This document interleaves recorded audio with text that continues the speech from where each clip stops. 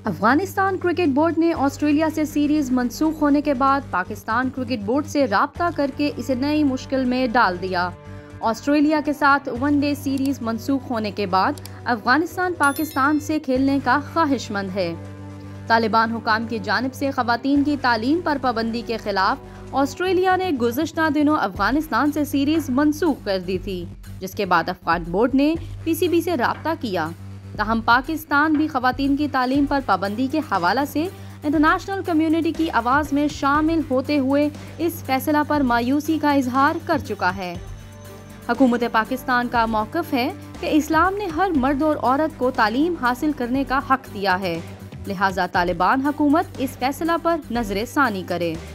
इस सूरत हाल में अगर पीसीबी अफगानिस्तान के साथ सीरीज खेलने की हामी भरता है तो इसकी क्रिकेट ऑस्ट्रेलिया समेत दीगर ममालिक के साथ ताल्लुकात मुतासिर होने का अंदेशा है।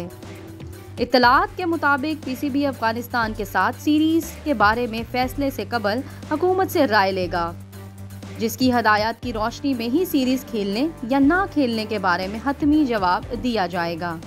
अफगानिस्तान क्रिकेट बोर्ड ने मार्च में 3 वनडे खेलने की ख्वाहिश जाहिर कर दी है।